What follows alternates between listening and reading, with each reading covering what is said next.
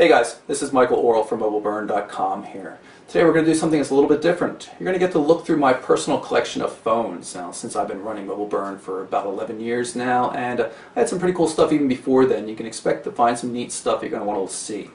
Today's video is brought to you by Tiny Galaxy, which is a new YouTube network that we've teamed up with. Tiny Galaxy brings you mobile tech and gaming news, reviews, tips, real good in-depth stuff like that. If you're interested in checking out some of the videos, click through the link up here in the corner. And if you yourself have a really cool channel and you think you might want to team up with Tiny Galaxy and make a few extra bucks in the process, click through again to this link and you'll find information on how to do that. So let's get to the phones.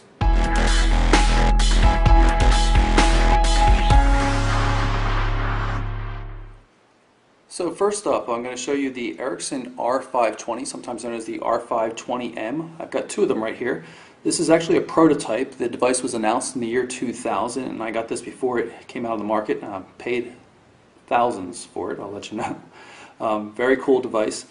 This is the standard model, production model. And you can see the difference on the back. If I flip them over, this one has a prototype labeling sticker.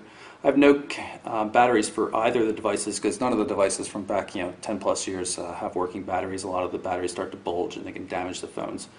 This is the standard antenna, just a stub antenna. This one on the other hand is a whip antenna. You can see how it extends into the battery compartment here. The battery actually had a notch out for it in order to allow for the extended whip antenna. Infrared port, but the main thing that was big about this phone was it was the very first GPRS device on the market that also had Bluetooth capability, so you could use it with Bluetooth devices. So naturally, when I picked up the R520 prototype, I also picked up Ericsson's HBH10, the very first Bluetooth headset on the market.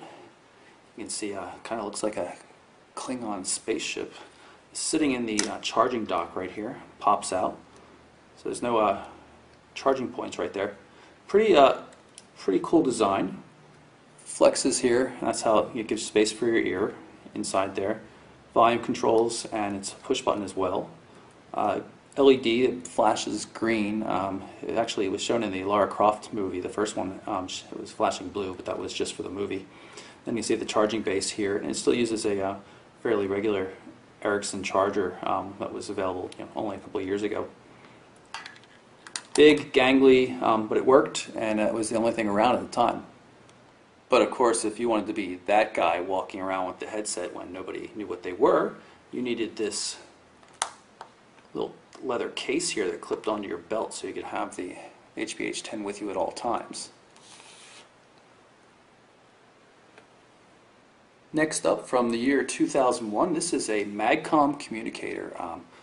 Very cool device out of Scandinavia, fully magnesium body, and had a really large grayscale display.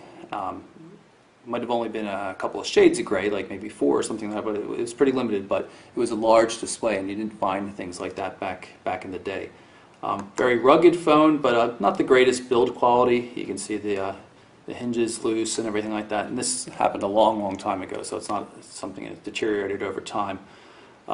Rough finishes and everything, and the company ran into a lot of financial trouble and didn't actually manage to get many of these out on the market. So when I picked up one, they threw in just about every accessory they had ever made for the thing, including this case, with the swivel belt holder and everything like that, and a number of other things at the time.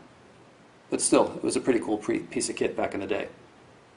Also from 2001, this is Nokia's 9210 communicator. Very large device, color display. Actually has a 640 by 200 pixel display, I believe it is. You see the soft buttons across the side, full QWERTY keyboard, shortcuts, and of course, as was mandatory at the time, you still needed an external antenna. This one is one of the cooler antennas that was ever out, so it was meant to be used in a couple of different configurations. If you had it out like this, you'd have it sticking straight up here, and if you were talking on it, you would have it sticking up like that. Very large device. Again, not working. I tried charging this, just won't go. But large, but hugely useful, since QWERTY really wasn't available on too many things back in the time. I was living in Germany at the time. This does not work in North America. and I used it when I was taking German lessons as a dictionary. It was fantastic, especially just survival, trying to go around town.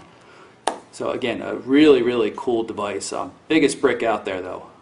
Huge, you could really hurt somebody with this, but very, very useful.